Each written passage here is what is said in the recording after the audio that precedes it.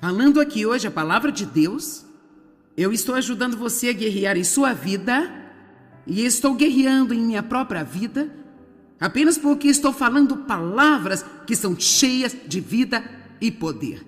A palavra de Deus não é uma palavra qualquer.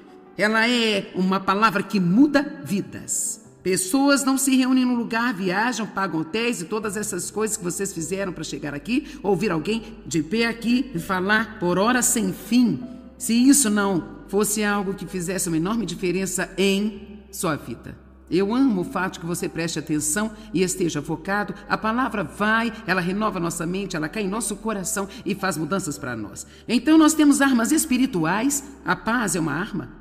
Andar em paz quando o inimigo está jogando o seu melhor em você é uma arma. A justiça é uma arma. Saber quem você é em Cristo é uma peça da armadura, mas é também uma maneira de lutar contra o inimigo. Usar o capacete da salvação, pensar da maneira que um filho de Deus deve pensar. E a Bíblia fala sobre empunhar a espada de dois gumes, que é isto aqui, ó, a Bíblia. Você percebe que não diz apenas use ao seu lado, ele diz tire-a de sua bainha e use-a. Empunha a espada de dois gumes. Então conversamos hoje sobre o uso da palavra de Deus contra o inimigo, o poder de falar a palavra de Deus.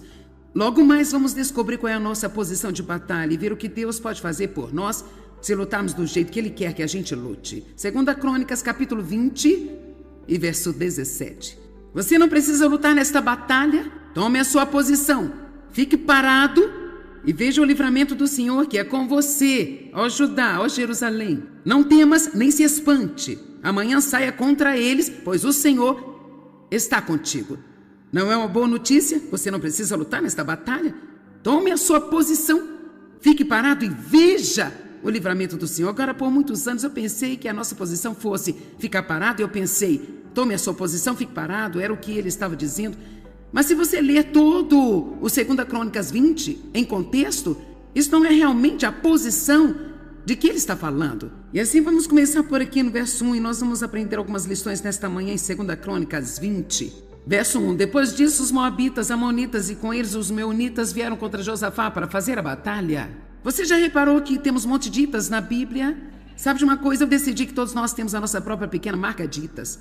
Pode ser o chefe ruim itas, os vizinhos ranziitas, a dor nas costas itas, não ter o dinheiro suficiente para pagar nossas contas itas, mas todos nós temos itas que vêm atrás de nós. Coisas que querem nos perturbar. E foi dito ao rei Josafá, uma grande multidão veio contra ti, além do Mar Morto, de Edom, e eis que estão em Azazon-Tamar, que é em Gedi.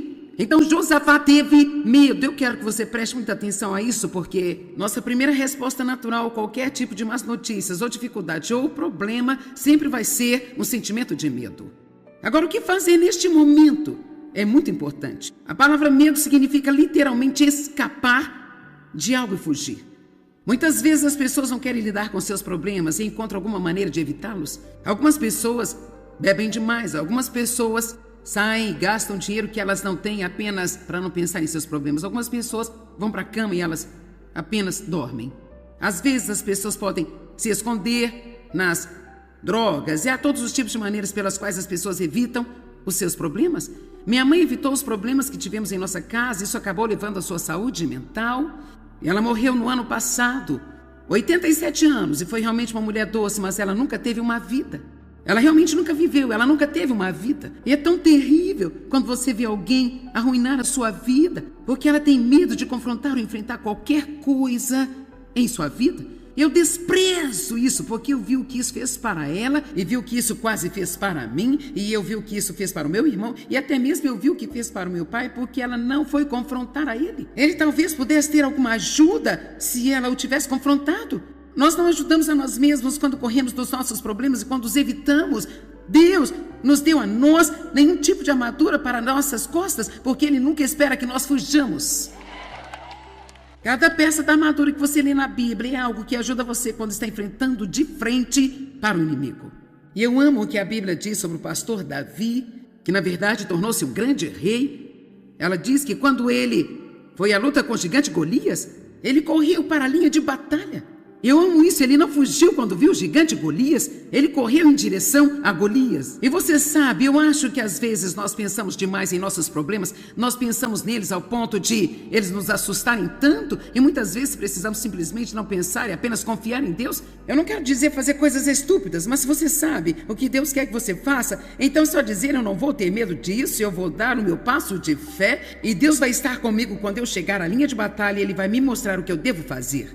Amém? E eu sei que alguns de vocês provavelmente estão tolerando coisas que você precisa enfrentar. Crianças crescidas que estão tirando vantagem de você. Não sei de onde isso veio, mas pode ficar com isso para você. Amém? Nós precisamos enfrentar o que Deus quer que enfrentemos. Deus não nos deu um espírito de medo, mas de poder, amor e uma mente sã. Então precisamos lidar com o medo, não deixá-lo lidar conosco. Então, no minuto em que Josafá recebeu uma má notícia, ele temeu. Foi dito a Josafá, uma grande multidão veio contra ti. No verso 13, então Josafá temeu. Mas olha o que ele fez, eu amo isso. E por isso pôs-se com determinação, como sua necessidade vital, a te buscar ao Senhor. E apregou o jejum em todo Judá. Meu Deus, quanta diferença haveria em nossa vida.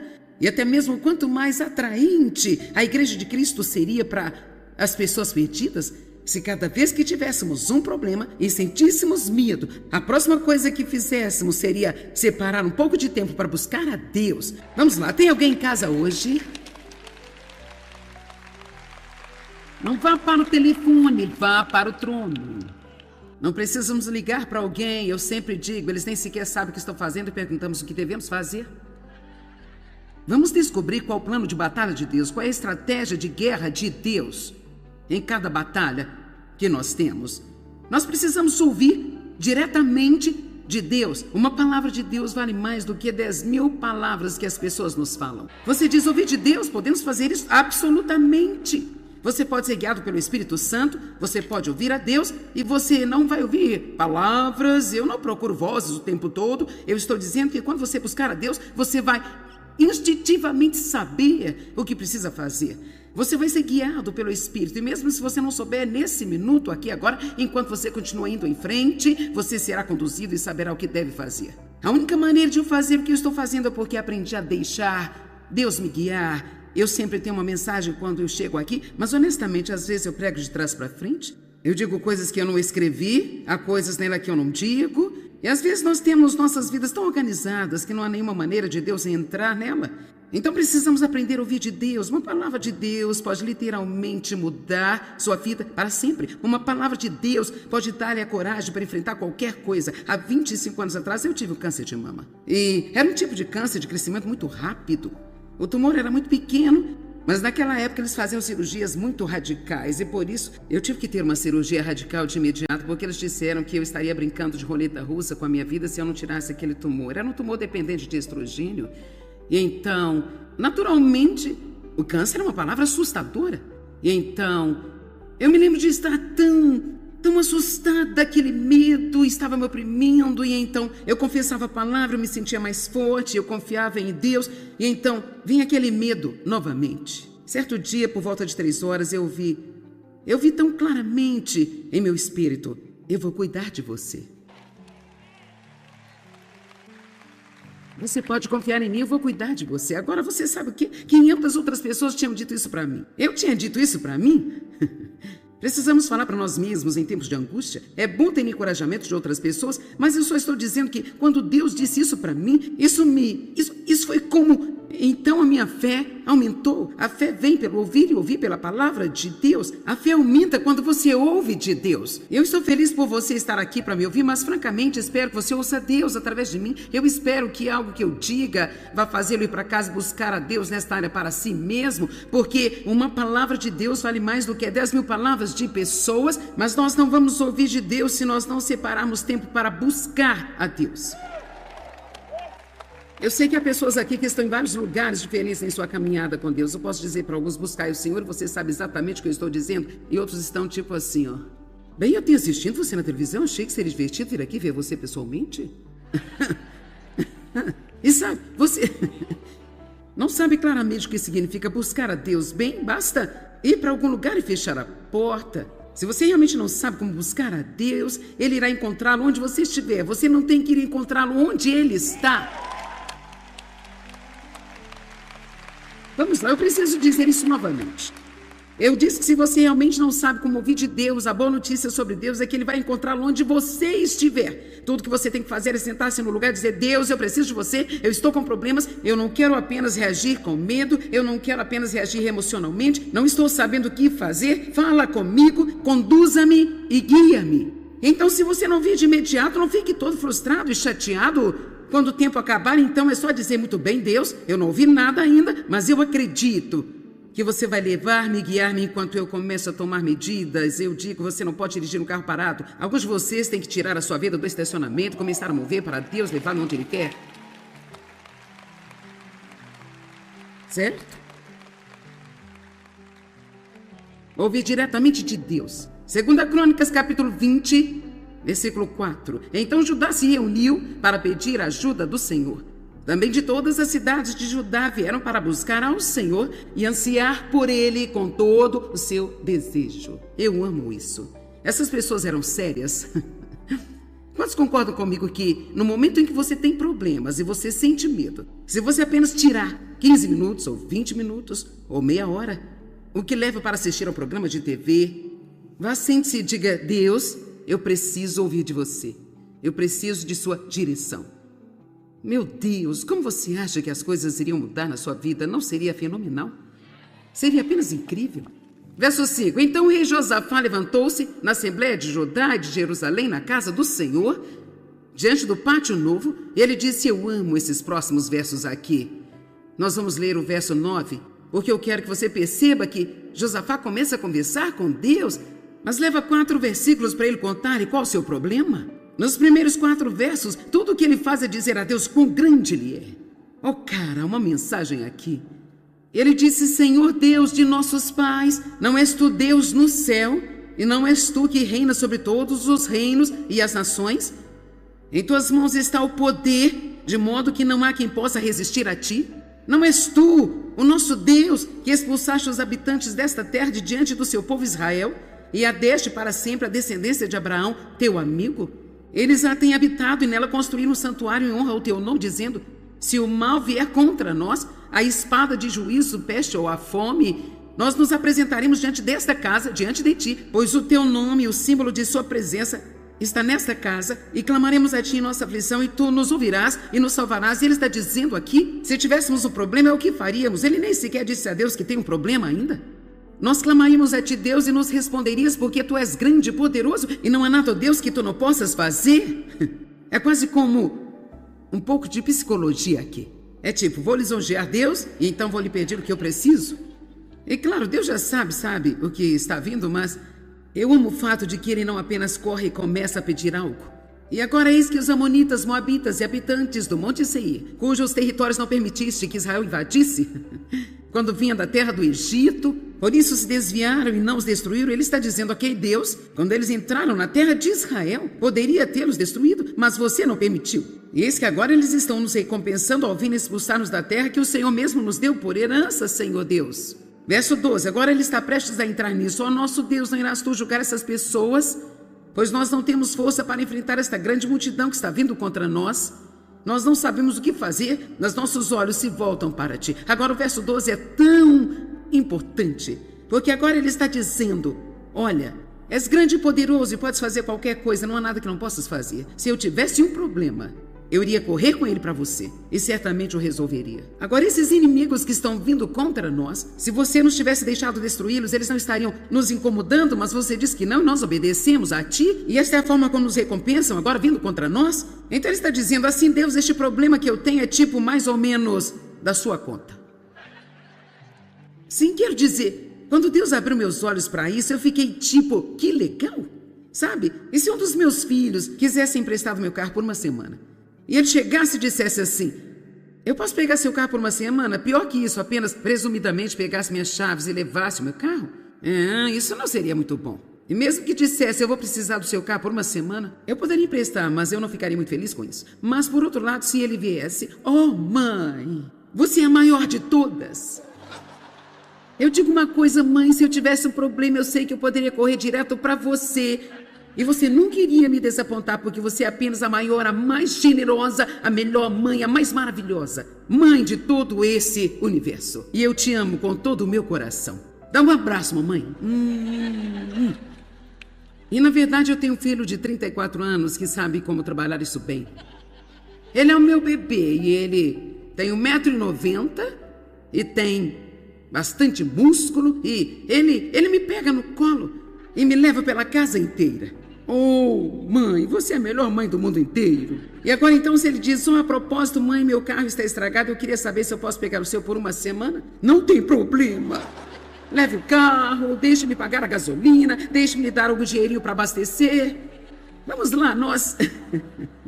Por vezes não somos muito inteligentes. Isso é tudo sobre adoração.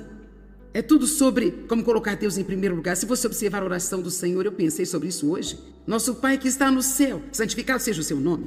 Nós o adoramos antes que haja qualquer menção de qualquer tipo de petição. O pão nosso de cada dia nos dá hoje? Não basta ele dizer o pão nosso de cada dia nos dá hoje. Nosso Pai que está no céu, tu és o maior de todos.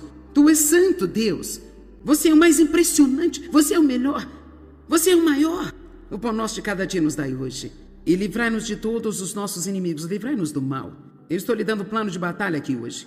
Verso 12. Ó nosso Deus, não irás tu julgar essas pessoas, pois não temos forças para enfrentar esta grande multidão que está vindo contra nós. Nós não sabemos o que fazer, mas nossos olhos se voltam para ti, Senhor. Você nunca terá a ajuda de Deus até admitir que não pode fazer nada sozinho. Uma das razões pelas quais nós nos desgastamos é porque nós apenas continuamos a tentar fazê-lo e não precisamos de ajuda. É como as criancinhas. Eles não podem amarrar os sapatos com um aninho de idade, mas eles querem. Eu faço isso sozinho, eu faço sozinho, eu faço isso sozinho. Eles vestem as suas roupas ao contrário, as camisas pelo avesso, as calças ao contrário. Eles amarram os 2 cadarços com o mesmo nó, mas fizeram isso por si mesmos. Segundo a teologia da Bíblia, apenas o humilde obtém a ajuda de Deus. E às vezes é difícil para as pessoas dizerem, eu não posso fazer isso. Isso é demais para mim, Deus, mas isso não é demais para você. Eu não sei o que fazer. Sinceramente, eu não sei porque é tão difícil chegar para Deus e apenas dizer, eu não sei. Eu não tenho a menor ideia, mas eu conheço aquele que sabe e eu vou ter com ele e ele vai mostrar a mim o que fazer. Deixa eu lhe dizer algo, como filho de Deus, você nunca ficará sem a resposta. Você pode não saber neste exato momento, mas quando Deus está pronto e é o momento certo, Deus vai guiá-lo e orientá-lo e Ele irá mostrar-lhe o que fazer e na maior parte do tempo Ele está nos guiando e nós nem sequer sabemos que está. Ó nosso Deus, não irás tu julgar essas pessoas, pois nós não temos forças para enfrentar esta grande multidão que está vindo contra nós. Nós não sabemos o que fazer, mas nossos olhos se voltam para ti. Nossos olhos estão em ti. E toda Judá estava em pé diante do Senhor, com seus filhos e suas esposas. Eu escrevi aqui no pequeno espaço. Eles esperavam. E veja, este é o lugar onde nós nos perdemos. Nós vamos e nós apresentamos a nossa petição a Deus e depois não acontece nada de imediato. E assim lá vamos nós tentar um plano B para fazer as coisas nós mesmos. Apenas no caso de Deus não aparecer, vamos ter um outro plano. Eles esperaram, nós não podemos fazer isso. Deus, assim sabe, às vezes Deus vai apenas esperar um pouco para ver se você vai esperar ou se você vai em frente e entrar em obras da carne. Vamos lá. Oh Deus, eu confio em você para salvar o meu marido.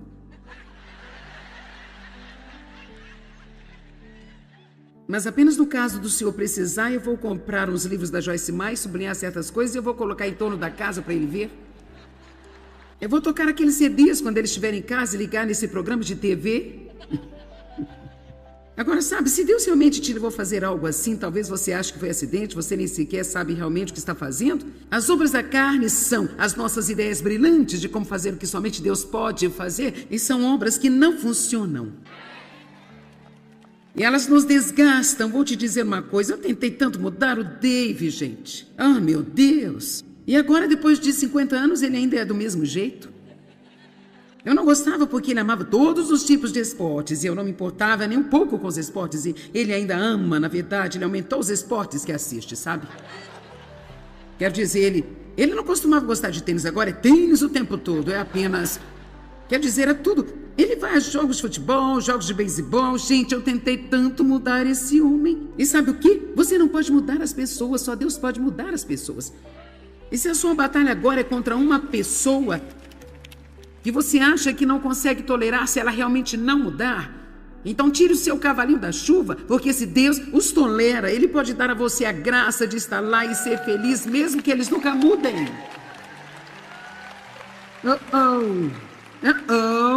Ah, você está balançando a cabeça negativamente. Vamos lá, não me apedreje. Não estou falando sobre alguém que está batendo em você, abusando ou esse tipo de coisa estranha. Eu só estou falando sobre, sabe, as pessoas pedem divórcio porque seus maridos amam esportes. As pessoas pedem divórcio porque eles são incompatíveis. Bem, o que é incompatível? Quer dizer, Dave e eu somos tão diferentes como quaisquer duas pessoas podem ser. Eu falo muito, ele não fala nada. Eu fico preocupada com tudo e ele é tipo, lance seu cuidado, tudo vai ficar bem. Ele fala, você está correndo na frente de Deus. Eu digo, você está a 10 milhas atrás dele.